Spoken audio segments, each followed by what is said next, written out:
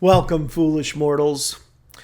Well, I actually wanted to make this video quite some time ago when the Haunted Mansion 2023 came out at first. However, life got in the way, things got real busy, and I really didn't get a chance to do that video when I wanted to. But now the Haunted Mansion is on streaming, and I had an opportunity to rewatch it and get my thoughts together on the movie and do a review of it that was worthy of the review of the preview that we did before. As you can tell, my son's not with me this time. He's actually in Nome, Alaska, working for a radio station. So here I am with you, and of course the Hatbox Ghost and little baddie here. But we're here to tell you all you need to know about the movie if you haven't seen it already. You see, the Haunted Mansion movie of 2023 was a bit of a failure for Disney. And that actually blew my mind because I thought it was going to do very well. Particularly since most of the Disney movies had done so poorly, I thought that maybe this one would be the one that would break the spell.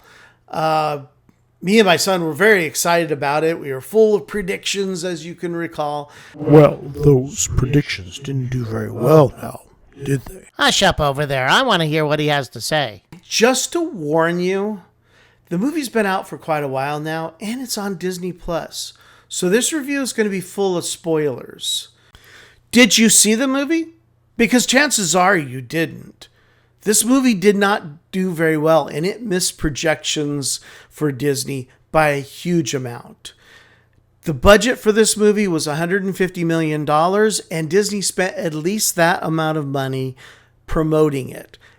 And since they don't get to keep all of the box office take, you can kind of figure that they needed to make between $500 and $600 million on this movie. And at the time of this recording, they have only made about $115 million on this movie. So they lost a lot of money.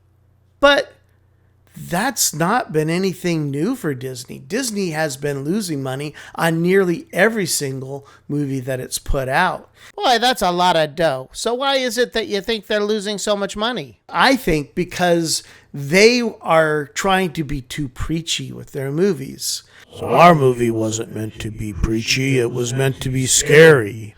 So what's up next? So Disney's already moved this movie to Disney Plus for the Halloween season. And that actually makes sense. Eventually here this month, they're going to release the DVD. They'll make some money off of that, but you can expect they're going to lose about $450 million. That makes this movie an official dud. Gee, it sounds like the fans really hated this movie. From what I've seen, the Haunted Mansion fan community is pretty divided on this film. Most of them loved it, and quite a few were not only disappointed over it, but I would say even angry about it. Here it is, baby. Shut the up! For all the marbles.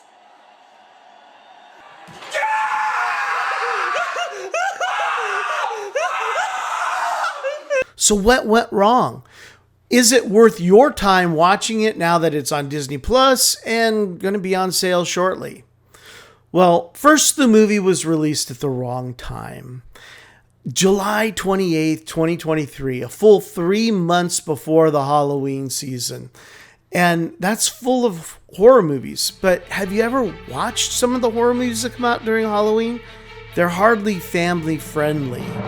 Out of 9 of the most popular Halloween family films, only 3 of them were actually released during the Halloween season. And one, the original Haunted Mansion movie with Eddie Murphy, that was released after Halloween for the Christmas season. But not only was it out of season, but the release date itself was pretty unfortunate.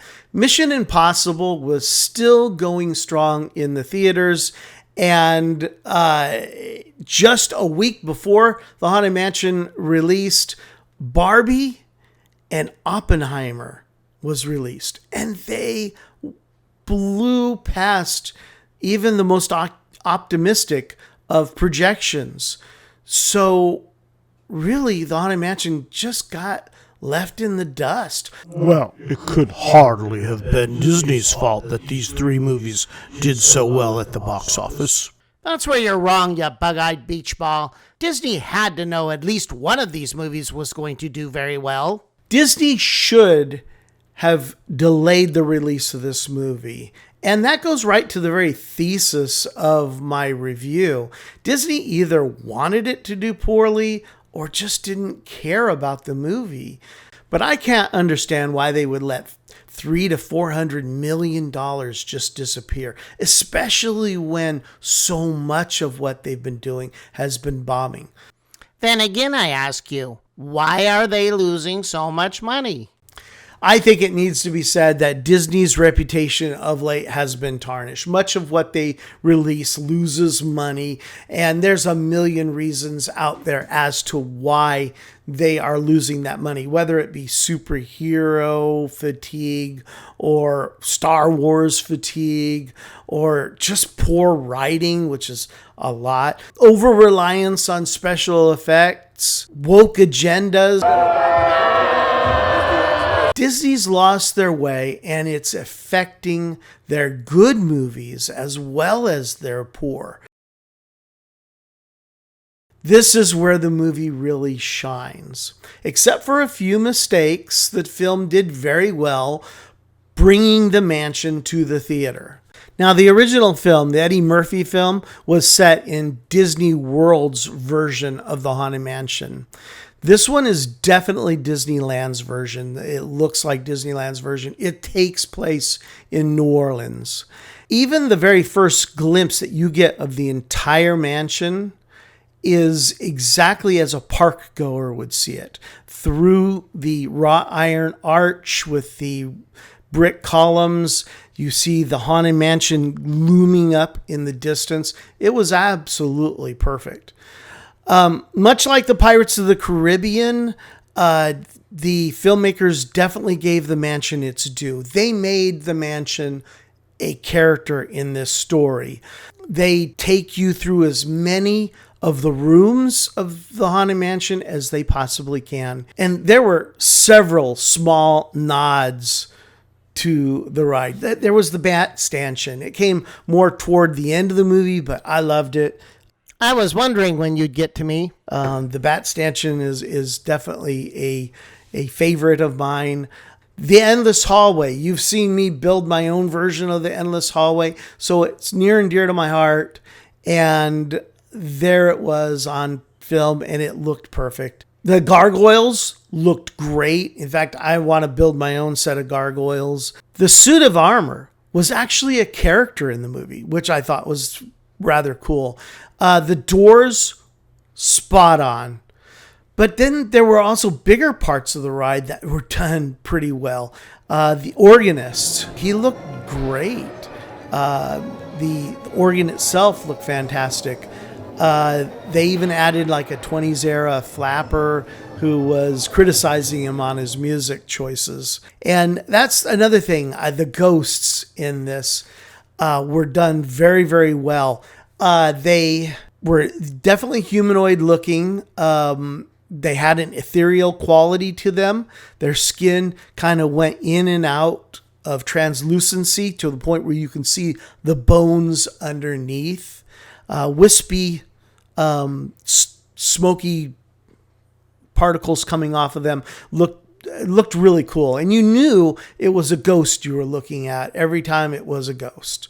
I really like their portrayal of the hitchhiking ghosts. Now, if you watched my preview of the review of the preview, then you know that I really thought, both me and my son really thought the hitchhiking ghosts would be a big part of this story.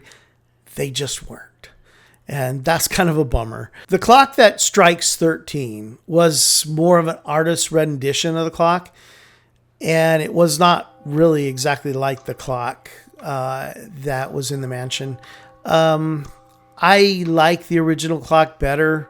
I think it would have been better, but they did a good job with it. Probably one of the more subtle nods to the ride, which was absolutely hilarious, was a nod to the Doom buggies. I cannot believe they got the Doom buggies in this movie, but they did it. Harriet the Mystic, she gets thrown out of the mansion via Doom buggy. I kid you not. It was absolutely great. One of the things in this movie that I think is going to annoy your hardcore Haunted Mansion fans is the caretaker and his dog in the ride, outside of the ravens that are interspersed throughout the ride. Really, the only two living things in the ride is the caretaker and his dog. And in the movie, they turn them into ghosts. I think that was a mistake. Now, there was an excellent utilization of the stretching room as a trap. The room had to be a difficult add-on to the movie. What do you do? How do you add in a stretching room? And they ended up doing it absolutely perfect. A curious inclusion to the movie, though, was the Escher's Keep portion. That's actually part of the Disney World ride and does not exist in the Disneyland version. This room was modeled after a drawing by M.C. Escher called Relativity, and I thought it was out of place. Now, for those of you who are fans of the Florida version of the Haunted Mansion, never fear, they got you in this movie. The Florida version of the Haunted Mansion makes its appearance as well. It is the former residence of one Alistair Crump, none other than the Hatbox Ghost.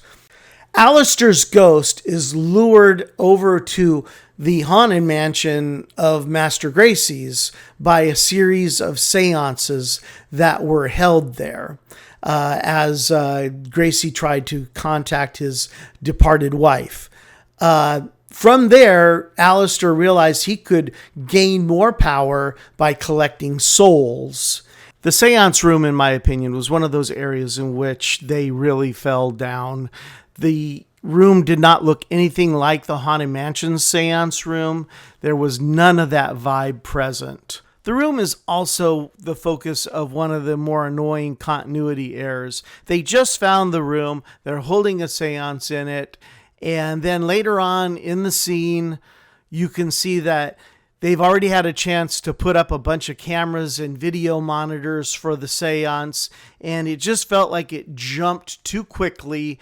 There was no room for them to have done that much work in the room.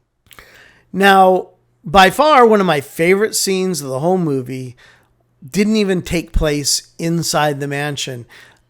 Bruce, played by Danny DeVito, and Ben, they both go to a police station to give a police artist a description of the Hatbox Ghost. And it really is actually comedy gold. So how did they do with the characters they added in? The ones that aren't part of the mansion? Well, this is another place where the movie, I think, does exceptionally well. We are given a group of characters who each have their own backstories. They have their own issues that they need to work out. The main character, Ben, played by Lakeith Stanfield, has lost his wife to an auto accident. His grief is real, and the audience definitely feels his pain. Similarly, the other two main protagonists, Gabby, Rosario Dawson, and Travis, Chase Dillon, they're dealing with their own loss. It is this grief that gives the antagonist, the Hatbox Ghost, or Alistair Crump, his power. Now, there's Owen Wilson, who plays Father Kent, who is a faux priest that gets caught up in his own lies. Tiffany Haddish is Harriet, a charlatan fortune teller who's dealing with the fact that she's the only one in her family that doesn't have very good supernatural gifts. And finally, Danny DeVito, a failed author who wants to be proven right in all of his paranormal theories. Even Jared Leto does actually pretty good in this movie. Even though he's all covered in a whole bunch of makeup and stuff like that, I think this is the best film that I've ever seen him in. Of course, he spends the whole thing in costume and is best, really best recognized as a demonic Jim Carrey's Grinch. This ensemble works very well, even though Danny and Owen are both really just playing established characters. Whatever do you mean, established characters? Well, essentially, Danny DeVito is playing Danny DeVito's character of Danny DeVito, and Owen Wilson is playing Owen Wilson's character of Owen Wilson. As you may recall, both me and my son thought that The Bride was going to play very heavily into the plot of this movie. And another place where I was kind of disappointed, in fact, one of my very favorite scenes from the preview was the scene where the bride is walking down the stairs of the attic, dragging the axe behind her. I just thought that was so cool, and I was disappointed it wasn't in the movie. For those of you who may not know, Constance Hatchaway, the bride, got her riches by marrying rich men, beheading them, and then marrying the next one, and so on and so forth, before she herself meets an untimely death. In fact, the Hatbox Ghost was one of her husbands, and he is actually a victim in The Bride, not a perpetrator. And as a result, his ghost is tethered to the attic because that is where his head is stored. And the bride is tethered to the attic because that's where the portraits of her ex-husbands are being stored. So the two of them are kind of locked together. But enough of the lesser characters of the story. I want to hear about the main character. The Hatbox Ghost, Alistair Crump, is now the main character of the movie, and his job or his goal is to collect a bunch of souls so that he can gain more and more power, essentially escaping the grounds of the Haunted Mansion and wreaking havoc on the whole earth. By the way, the name Alistair Crump, if you're not a Haunted Mansion nerd, is actually a subtle nod to Rolly Crump, who was one of the Imagineers that was responsible for the Haunted Mansion. Now, in my opinion, the one place that the movie really fails in fan service is in Madame Leota. Leota Toombs was an iconic part of the ride as Madame Leota. She was also an Imagineer that worked very heavily on the creation of the ride. She needed to be perfect, and in the Eddie Murphy movie, she was mostly played up for jokes, and in this movie, it seemed like they wanted to go the opposite direction. They went too far. The pendulum swung way out the wrong direction, and she was played very, very straight. Jamie Lee Curtis provides a very wooden performance in this movie, and even when they give her a joke to tell, it comes off very dry, very poorly. I can show you what happened, but it will cost you $3. What? Wow. It's highway robbery. Who said that? And I just think that that had the filmmakers got a nameless actress that looked more like Leota Toombs, this might have worked better. I think. I don't think Jamie Lee Curtis, as excellent as she is, was the right person for this role. So most of what you're saying sounds like it was a good movie. So why did it fail?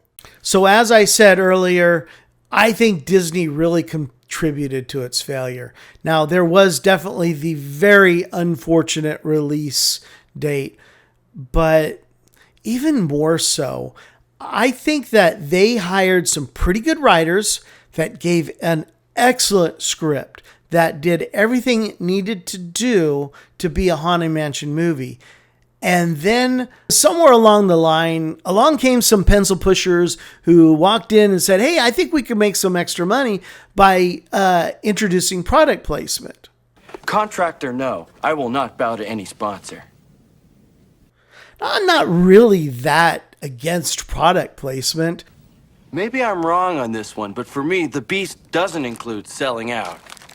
I think done right, it can be a very good part of the film. Adds realism. If I'm drinking, Mike's Cola, that's not as real as if I'm drinking Coca-Cola. So I think product placement can be a very good part of a film. Yes, and it's the choice of a new generation. But done wrong, it can absolutely devastate a film. And in this one, it showed. It's like people only do things because they get paid. And that's just really sad. Now, some of these mentions were subtle, and some of them were bad.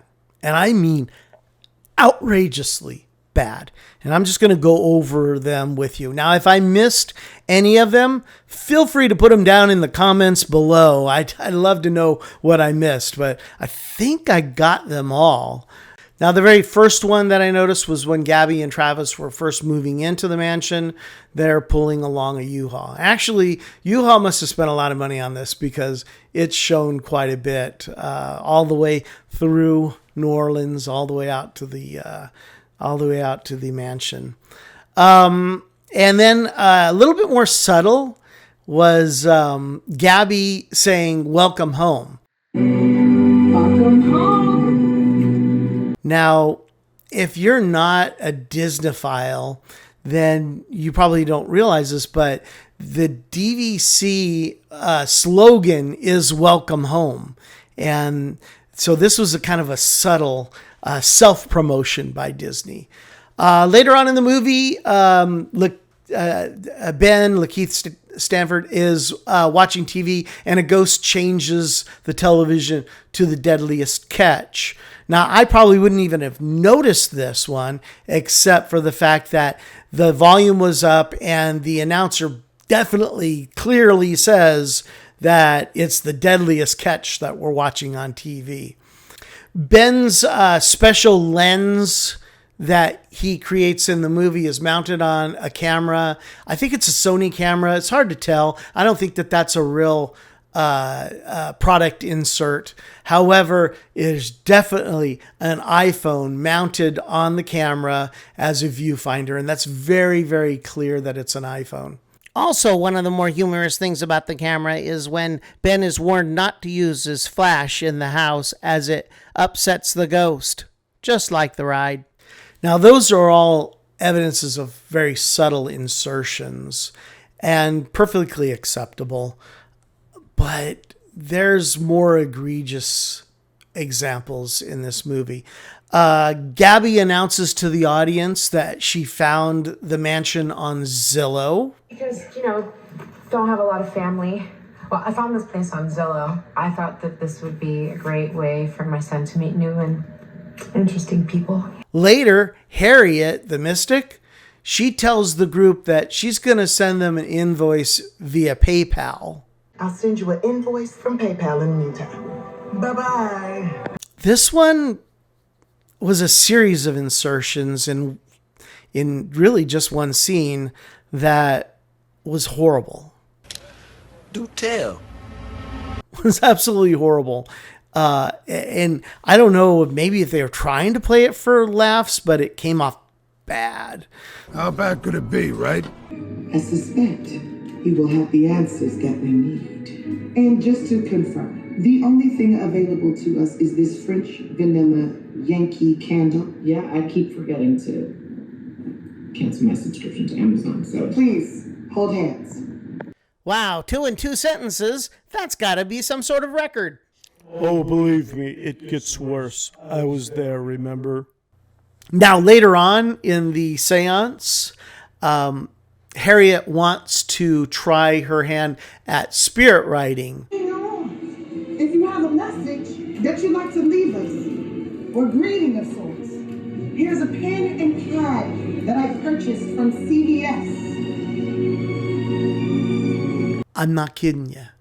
In fact, it was such a badly delivered line or badly inserted line that I think even the editor felt this way, because he flashes to Ben's face and Gabby's face and Travis's expression, and they are just pained by this. You could tell. Even Travis is quite literally saying, "This is so painful." Now, later on in the movie, Harriet is doing a reverse seance. And during the seance, she again announces blood or yerba santa. What are we talking about? Sage from Costco. Also, while humorously trying to make breakfast, and playful spirits doing everything they can to ruin that breakfast, Gabby is really frustrated. And there is a very long, prolonged shot of a bottle of Zatarin's garlic and herb seasoning, which definitely is a product insert. Not bad if the product was, like in the scene or, maybe in the background or something like this. But this was full screen Zatarin's seasoning commercial right there. But even all of these very weird product placements don't measure up to the one that is given to Ben. And this is the worst of the worst of this. And as I mentioned before, Ben lost his wife to an automobile accident. And he tells the story of how that happened in the movie. My wife died in a car accident. What was she like? She's the best. And there's no way I could have gotten to where I've gotten without her.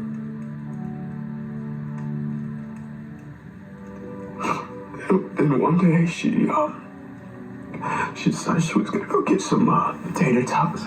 She liked tater tots. She asked me to go with her, and I couldn't do it because I was frustrated. I had so much work and so many things I still had to do. So I went off. And I said, "Not right now. I'm doing something." And then she left. Apparently, she stopped off to get some ice cream, a little Baskin Robbins. She got into an accident, and about 20 minutes later, she was gone. And this detail takes us completely out of the story. He is relaying a heart-wrenching episode of his life, tears flowing and everything, and has to stop to do a commercial for Baskin Robbins. Pretty bad what you did. They just remind us that Disney is trying to recoup some of the losses that they know they're going to take on this movie, and that's really the only thing that explains it. A related scene later on, Father Kent removes a bag of tater tots, or what he says is tater tots, from a Burger King bag. And Ben quickly reminds him that those actually look more like jalapeno poppers. So again, a popular menu item for Burger King and a inserted commercial.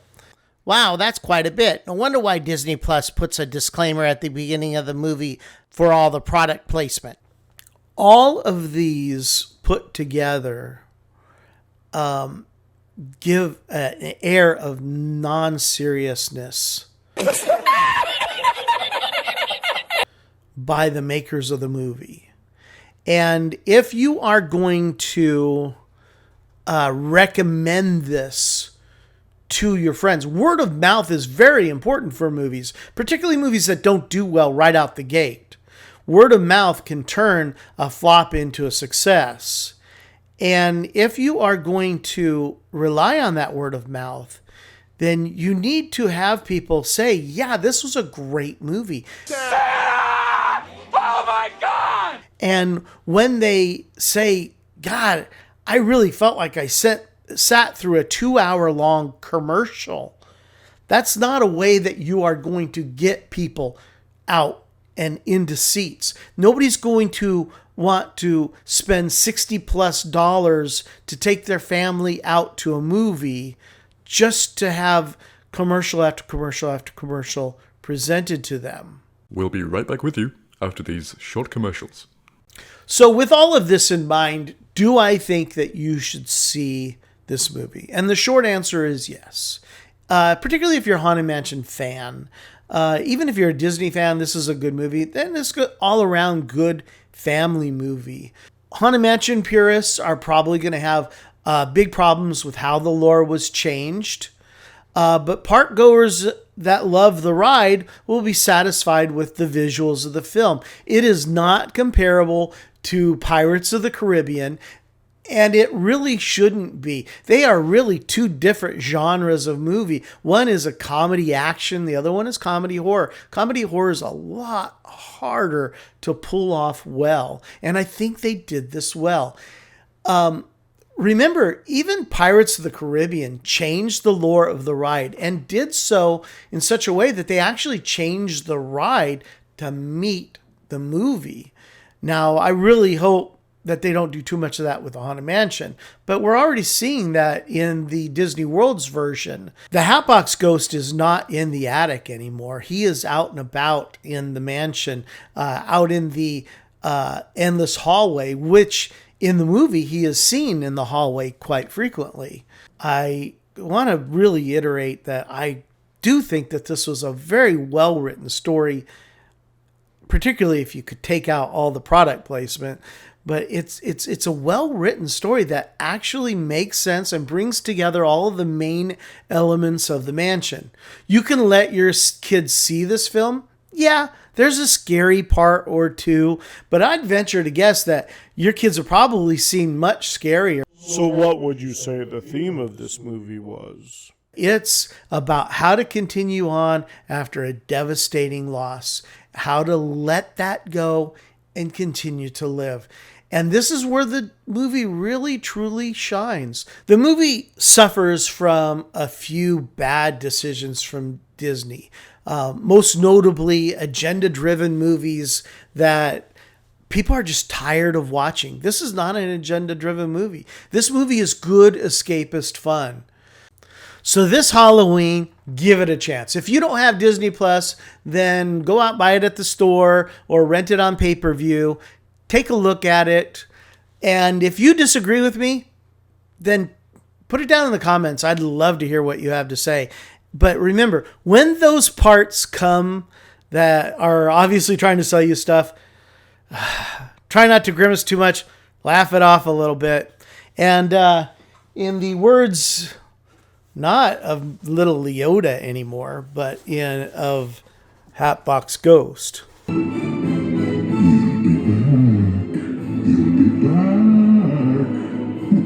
You'll be back.